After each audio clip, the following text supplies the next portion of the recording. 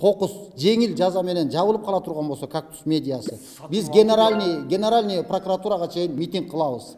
Эртең Кактус медиа клуб ушулардын астында да митинг кылабыз биз. Биз аз болсок дагы, көп болсок дагы үнүбүздү элге жеткизебиз.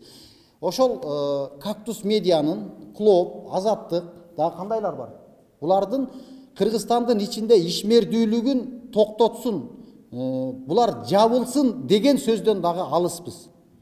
Бир гана нерсе, булар тура чыгарсын материалдарын, каалаган өңүттө, өздөрүнүн каалаган оюнда чыгарсын. Бирок ошол жерде бул азыркы ошол жанагы медиалар ошол сырттан каржыланып аткандар. Кайсыл жактан каржыланып жатат?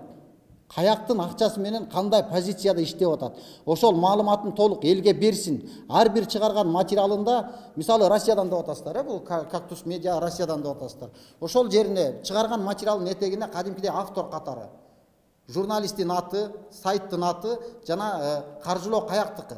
Мындай орой айтканда, ошол жактын агенти катары адреси толук чыгарылып турсун. Биз каршылыгыбыз жок. Жабылбаса ишмердүүлүгүн уланта берсин. Мыйзам боюнча жооп бериш керек бүгүнкү күндө. Кактус медианы мен дагы бир жолу кайталап айтып кетейин.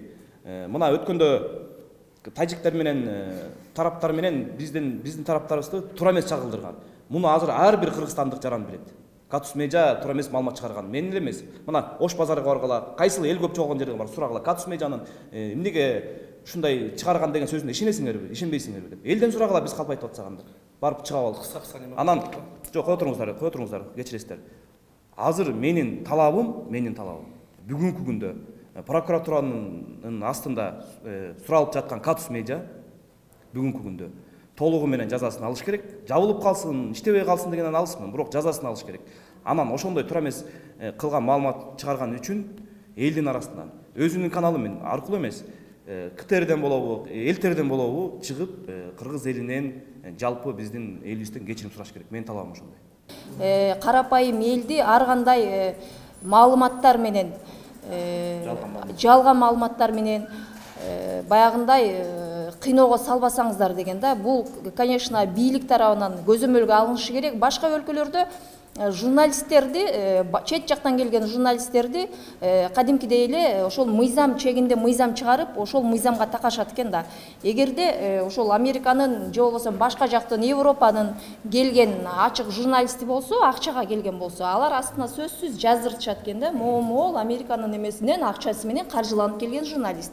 Значит, сиздер ар бир чыгарган өзүңүздөрдүн берген маалыматтарыңыздарга сиздер жооптуу болот экенсиздер. Ошондон улам сиздер дагы өзүңүздөрдөн немеңиздерден аша чаппайт экенсиздер да. Бизде Кыргызстанда андай пока тартип кире эле экен. Мен ошону талап кылат элем бийлик өкүлдөрүнөн. Чаржайт кылып, бийлик менен журналисттерди, эл менен журналисттерди тытыштырып, ортосунан ак караны изилдетип отурбастан ушундай бир тартипти салып койсо мыйзам чегинде. Ошондо сиздер дагы туура так иштемексиздер. Балким бул жерде сиздердин да күнөөңүздөр жок болушу мүмкүн.